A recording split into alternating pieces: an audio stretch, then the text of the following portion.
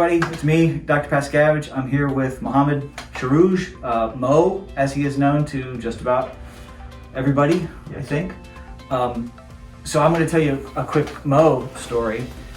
You have a special place in my heart here at St. Luke's. Do you know why? No, sir. I'm going to tell you why. Because you were the very first student at St. Luke's that came up to me and introduced himself and said hello. Really? Yep.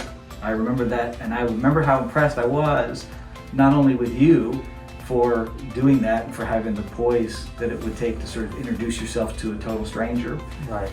But also how well it reflected on the school, that there were students here that would make someone who was a stranger feel welcome. So if you hadn't heard that before, there you go. Well, I appreciate to hear that, and that makes me happy.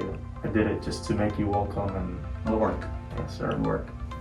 So, you know we're an Episcopal school, Right. and this is our 60th year.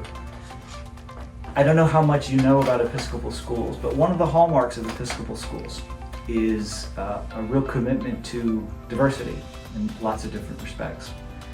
And so I think when you look back at the founding of St. Luke's Episcopal School 60 years ago, knowing that some of the stories that have been sort of passed down to us about the initial years of St. Luke's Episcopal School was in part to meet needs of students where those needs weren't being met by the schools that were available otherwise, okay? I have a feeling that if the folks that started St. Luke's were around now, they would be really impressed that the president of the St. Luke's Episcopal School Student Government Association is a Muslim student who's bilingual, Yes, sir. and whose other language besides English is Arabic. right?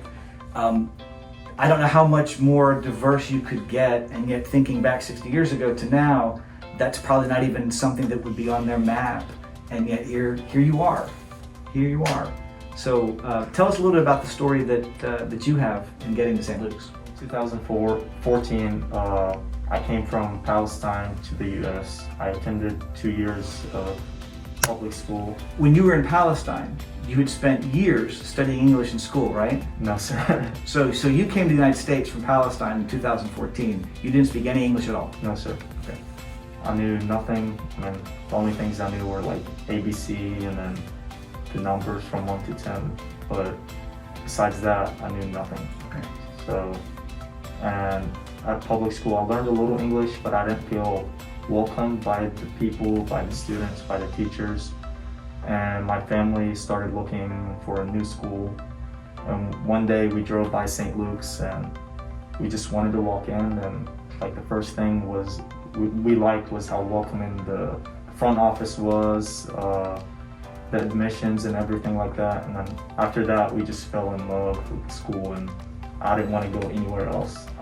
I told my parents I wanted to go here, and then from then, like, this is the longest school I've been to without changing or switching, which is just phenomenal, since 7th grade. So I'm not sure that there's an activity that we have here at St. Luke's that you haven't been involved with in one way or another. Talk a little bit about the things that you've done as a student here. So in 7th grade, I started off with the robotics program. I did that for a couple years. And then in 8th grade, we started a law club, which was what we did for recycling. It's part of Key Club, so I joined that, and then I wanted to become like part of it, but on a higher standard. So I ran for vice president. I was vice president of the Key Club in 8th grade. And then when I became a high schooler, I wanted to be more involved in the school, be a leader. So I started being an ambassador. And then when I became an ambassador, I had even higher standards for myself. So I started achieving for being the president. In 9th grade, I ran for president, but actually didn't get it. Okay. And then I didn't do it during 10th grade because of COVID, and I just had a lot of things going on. And I ran to 11th grade, I got that. And then my next biggest goal was being SGA President. It was a big transition because from starting as a person who didn't speak English when I came to the school, and then achieving the highest leadership opportunity. It was hard to achieve, but I worked hard for it and I got it. Why do you think your peers elected you to that position? I guess because I know everyone. I'm not on the bad side with any student. Also, knowing everyone and being part of everything, you get a lot of support from all the kids. I knew, like, when I ran for president, 6th graders were actually like holding signs for me and stuff, even though they couldn't vote, but just being involved in the school and stuff helped me so much. Sure. And so in addition to those things, I know you run cross country. Yes, sir. You're part of the soccer team. Yes, sir. Okay. And community service, you do some interesting things in the community. Talk about that for a second. So in 8th grade, one of my family members got a cut in their arm. They didn't speak English because they came to visit us from Palestine, and they had to go to the urgent care. So I offered to take them or go with them to translate from the doctor to them. And after that, I started like getting people or friends who didn't speak English and needed to go to doctor's appointments and urgent cares. I started going with them to translate, and from then it became kind of like my little side hobby. I did it for nothing. I just liked the experience. I got to see a lot of stuff. I actually witnessed like a surgery on a foot. I translated for a CT scan. I've done so many cool things. That's so cool. Like it offered me a lot of opportunities, and that led me in the biomed program. Mm-hmm. So in the biomed program, I would know a lot of weird facts that I've picked up from my translating job and stuff like that. So it kind of all went in a circle. You know, sometimes the community service word or phrase gets tossed out there as sort of it encompasses all kinds of things, and for lots of students sometimes it's just checking off a box, right, to say they've done something. You've really impacted lives. I mean, there are people who likely may not remember your name, but reflect back on how you helped them in a time where they were maybe at their most vulnerable, right? Yes, and who was going to be there to make sure that they got the care that they needed and that they understood what was happening, and you were there for them. That's cool. That's really cool. So talk for a second, if you would, about what it's like to be a non-Episcopalian at an Episcopal school.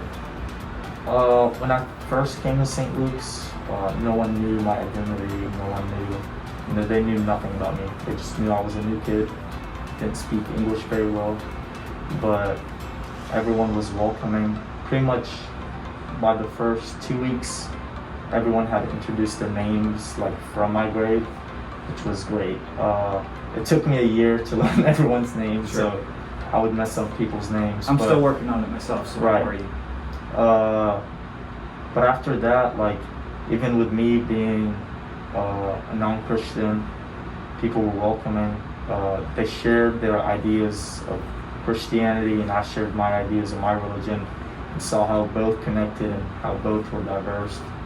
I've had a lot of conversation with Mary Alice, who runs the chapel program. We've talked about, like, many times about the different religions and how they both have similarities and many things like that. So I feel like I've been welcomed more here than any place else. That's great.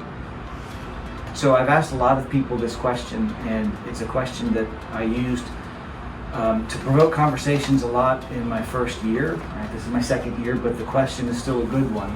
So I'll ask you this question. What's the best thing about St. Luke's? I've told you this before. I know you have, but I want to make sure everybody hears it. Yeah, I think the family.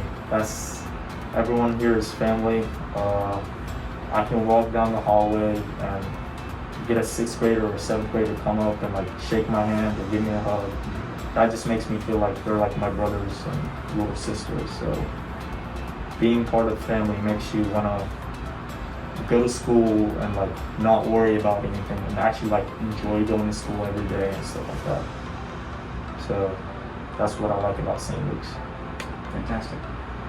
I think it's great that a few moments ago you talked about how welcome you were made to feel, and it just made me reflect on what we had spoken about a few minutes prior to that, how you had made me feel very welcome. So thanks for passing that along. Maybe in 60 years you'll be the headmaster. You never know. You never know. Very cool. I appreciate having this conversation with you. Yeah, me too. Thank you.